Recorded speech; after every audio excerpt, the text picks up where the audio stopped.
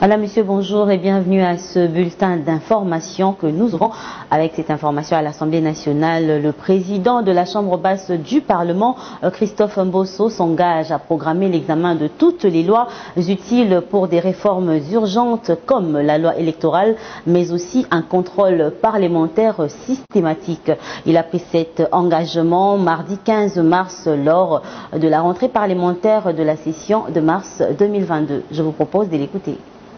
À présent, permettez-moi de passer en revue quelques initiatives législatives devant figurer à notre calendrier de travaux au titre d'arriéré législatif, notamment la poursuite de la réforme électorale, de la sécurité alimentaire, de la protection et de la promotion des droits de l'homme et des libertés publiques, de l'amélioration de la gouvernance et du climat des affaires, ainsi que la lutte contre la corruption.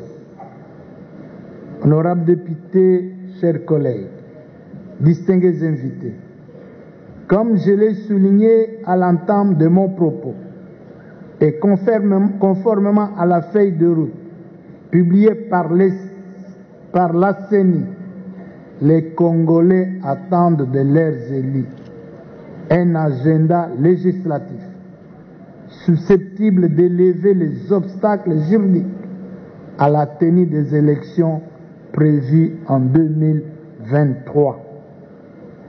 Nous examinerons avec diligence les textes ayant trait aux réformes électorales en vue d'offrir au pays un processus électoral libre, inclusif et transparent et de respecter les délais constitutionnels.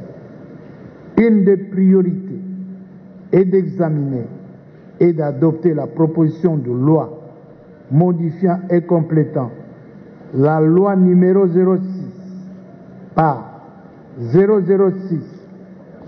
du 9 mars 2006, telle que modifiée par la loi numéro 11/003 du 26 juin 2011 portant organisation des élections présidentielles, législatives, provinciales, urbaines, municipales et locales. Et puis cette autre actualité pour vous tenir informé qu'une proposition de loi relative à la reconnaissance de la date du 6 avril comme journée nationale du souvenir et du recueillement en mémoire de Simon Kimbangu a été déposée lundi dernier au bureau de l'Assemblée nationale par le député Bernard Mbaki Massanga. On l'écoute. D'ailleurs, numéro 1, azali ko féliciter le président de la République. Le 6 avril, Nankamba, lobby, président et assemblée, président et sénat, banda lelonga la kolonazolo babo, le 6 avril, il y a chaque année, fait la journée fériée payée. Yango wana lelo na yeko déposer loi, pour être assemblée ba classé yango na session ya marcho yo, wana kubongisa likambango. Na date ya le 6 avril, ndenge président lobby yango, nazali koloba na bandeko ya ba député. Na biso nyonso totiango na mabondeli po ete eloko wana mokonzi alobi esalama eleka malamu mpona kimia na kati na mboka na biso. 37 000 familles bakufa mpona likambo ya papa Simon Kimbangu. Vraiment banda ye moko papa Simon Kimbangu ya kolanda bafamille wana banyokoma mpona libération ya mboka oyo. Yango wana journée wana lokola président de la République. D'ailleurs, nous avons merci na président de la République à reconnaître que date wana ezala chômé férié payé. En justice, on va parler du procès de Ferdinand Kambere. Le parti du sénateur Avi a donné de la voix à ce sujet après que, lors de l'audience de plaidoirie, le ministère public avait requis une peine capitale pour ce collaborateur de Joseph Kabila. Dans sa réaction irrélative du lundi 14 mars dernier, Emmanuel Ramazani Chadari, secrétaire permanent du PPRD, a dénoncé une réquisition de la honte. Regardez. Dans un communiqué officiel daté du 14 mars 2022 est parvenu ce mardi à BS Télévision, le Parti du Peuple pour la Reconstruction et la Démocratie PPRD s'est exprimé sur le procès qui concerne notamment l'un de ses secrétaires permanents adjoints, Ferdinand Kambere. D'après Emmanuel Ramazani Chadari, secrétaire permanent du PPRD, qui a signé les communiqués, Ferdinand Kambere est victime de ses opinions politiques et surtout de son appartenance au PPRD, parti d'opposition pour le moment.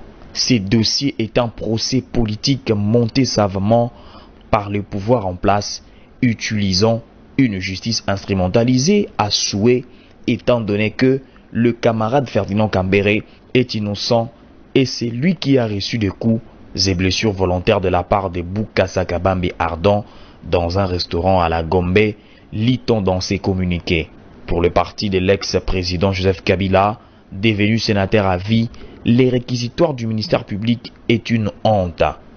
Au regard de la position étonnante du ministère public qui requiert sans honte et avec légèreté la peine capitale, le PPRD prend à témoin le peuple congolais qu'il ne se laissera pas jamais intimider par un pouvoir totalitaire en débandade et qui fait des violations de lois de la République, sa feuille de route et son bilan à présenter l'année prochaine au peuple congolais, renchérit Ramazani Chadari. Par ailleurs, le PPRD exige la libération sans condition de Ferdinand Kambere et attire l'attention de la communauté internationale, des partenaires divers, notamment les ONG, des droits de l'homme, la MONUSCO, de s'impliquer vivement pour que son membre recouvre sa totale liberté. Pour rappel, les ministères publics avaient requis la peine de mort contre Ferdinand Kambere pour l'infraction de tentative de meurtre contre Armand Kabambi. Le jugement est attendu le 17 mars prochain. À direction l'Est de la République démocratique du Congo, plus précisément en Ituri, pour vous informer de la reprise normale des activités, jusque même aux heures tardives, dans la région de Mungwalu, qui est située à plus de 80 km au nord de Bunia, dans le territoire de Djougou. Cependant, les patrouilles militaires y sont encore organisées. Regardez. Les activités ont repris et tournent jusqu'à des heures tardives dans la région de Mungwalu, à plus de 80 km au nord de Bunia, en territoire de Djougou. L'effectif des militaires considérablement renforcé de patrouilles nocturnes et diurnes y sont régulièrement organisés.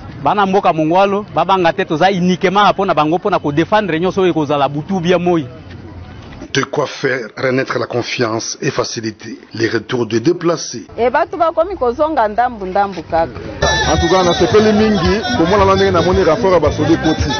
En tout cas, cette fois-ci, l'esprit de la population peut tout à fait calme. Malgré le mauvais état de la route, le commandant de la 32e région militaire est arrivé dans la zone.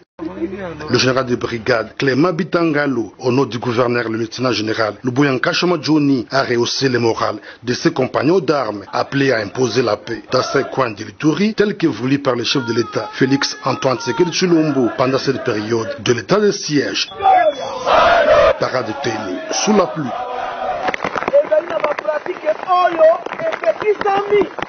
Personnellement, je suis confiant à ces militaires du fait de la formation qu'ils ont reçue dans un centre d'élite de notre pays. Et donc, il faut qu'ils infligent un coup sérieux à ces hommes, à ces malfrats, pour que notre population se sente à l'aise et qu'ils continuent à œuvrer dans la quiétude la plus totale. La population doit continuer à avoir la confiance à notre armée, leur armée.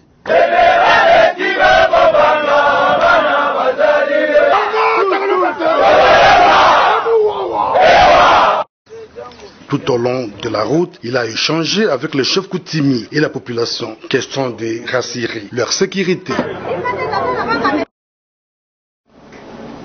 Voilà, c'était là l'essentiel de l'actualité. Merci à vous de nous avoir suivis. Restez avec nous pour la suite de nos programmes sur BSC Télévision.